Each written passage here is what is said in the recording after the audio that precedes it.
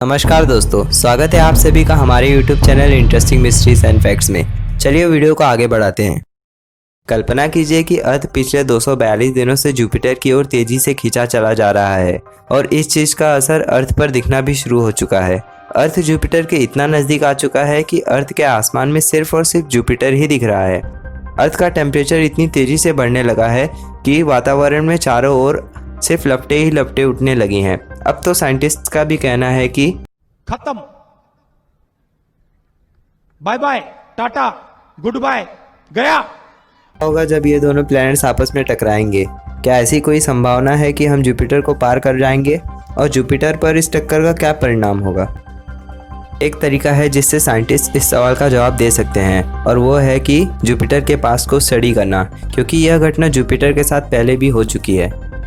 लगभग 4.5 अरब साल पहले जुपिटर की टक्कर एक ऐसे प्लैनेट से हुई थी जिसका मास अर्थ के मास से 10 गुना ज़्यादा था। उस टक्कर ने जुपिटर के कोर को हमेशा के लिए बदल दिया, लेकिन उस दूसरे प्लैनेट का क्या, और वो कैसे अर्थ के बचने के चांसेस के बारे में बताएगा। जवाब जानने के लिए चलते हैं 4.5 अरब साल पहले।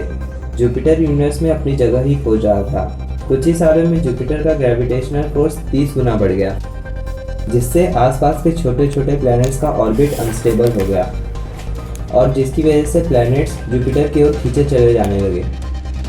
और उसमें से एक प्लैनेट वही था जिसका मास अर्थ से 10 गुना ज़्यादा था, और वह मुख्य रूप से सिलिकेट के बर्फ का टुकड़ा था।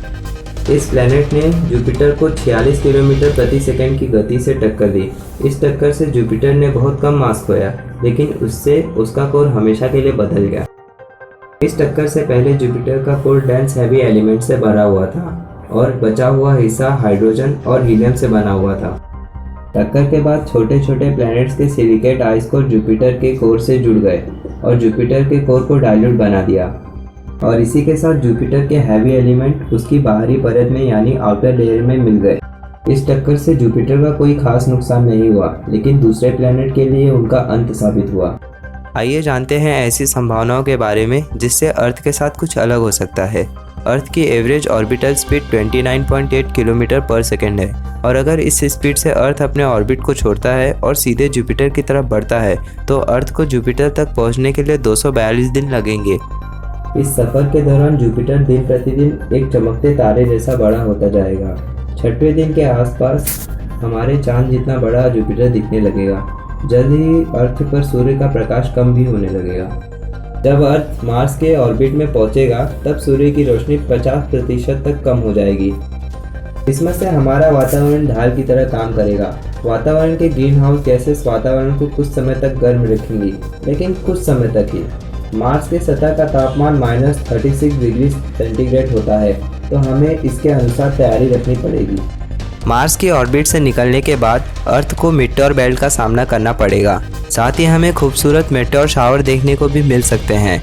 हो सकता है कि हम किसी मीटियोर से टकरा भी जाएं।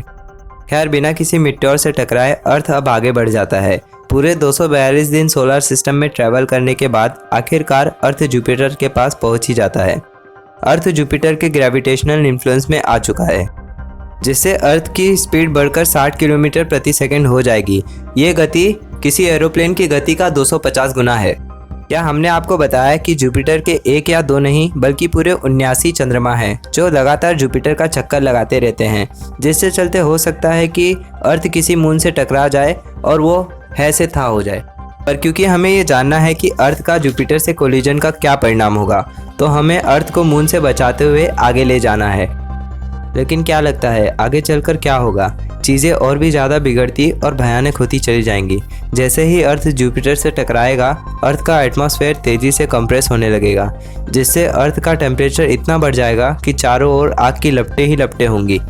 सारे जंगल और जानवर देखते ही देखते आग का शिकार हो जाएंगे। अर्थ का पूरा मैटर जुपिटर में समाहित हो जाएगा। पूरा अर्थ जुपिटर के सतह पर ही समाप्त हो जाएगा। जुपिटर के कोर में कोई खास बदलाव नहीं होगा, क्योंकि अर्थ जुपिटर की तुलना में बहुत छोटा है। दोस्तों, अगर आपको वीडियो पसंद आया तो इसे लाइक कीजिए, अपने दोस्तों के साथ शेयर कीजिए। आपको वीडियो कैसा लगा ये हमें कमेंट सेक्शन में बताएं, और चैनल को सब्सक्राइब करना ना भूलें।